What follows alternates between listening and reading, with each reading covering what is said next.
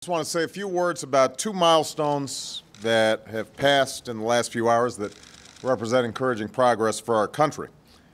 The first was the historic vote the House took last night on health insurance reform. For years, we've been told that this couldn't be done.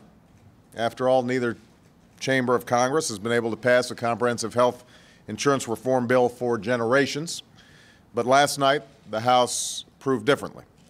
The Affordable Health Care for America Act is a piece of legislation that will provide stability and security for Americans who have insurance, quality, affordable options for those who don't, and bring down the cost of health care for families, businesses, and our government while strengthening the financial health of Medicare. It is legislation that is fully paid for, and it will reduce our long-term federal deficit. Given the heated and often misleading rhetoric surrounding this legislation, I know that this was a courageous vote for many members of Congress, and I'm grateful to them and for the rest of their colleagues for taking us this far. But more importantly, so are the millions of Americans whose lives will change when we achieve insurance reform. Families with pre-existing conditions who will finally have insurance coverage. Parents who will be protected from annual and lifetime limits that can force them to pay exorbitant out-of-pocket costs for a child's illness. Small businesses that will finally be able to cover their employees, and working folks who will finally be able to afford health insurance for the very first time.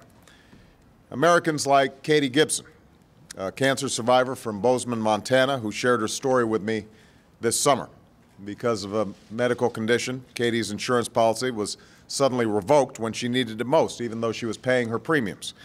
I called Katie this morning and I told her that when the bill that passed last night becomes law, we'll be able to protect Americans just like her from the kinds of insurance company abuses she had to endure. And I told her that it was because of her willingness to share her story and the extraordinary activism that she and people like her all across the country displayed, not just this year, but over the last several years, that we are finally this close to getting reform done.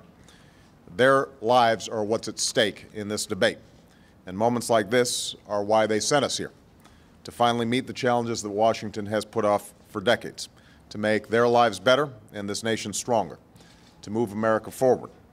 That's what the House did last night when it brought us closer than we have ever been to comprehensive health insurance reform in America.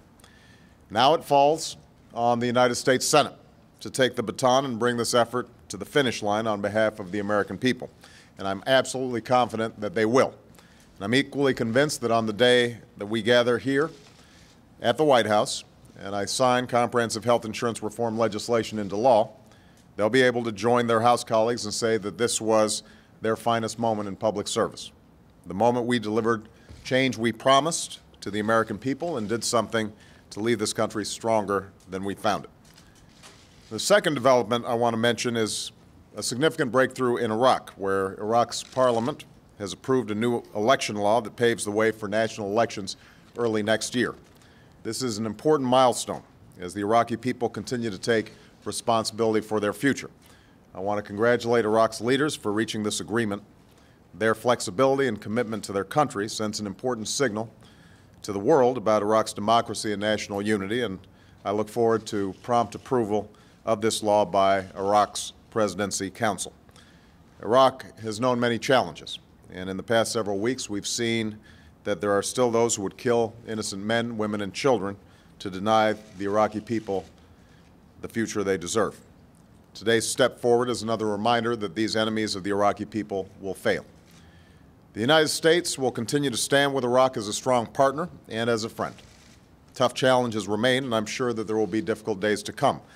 But this agreement advances the political progress that can bring lasting peace and unity to Iraq and allow for the orderly and responsible transition of American combat troops out of Iraq by next September.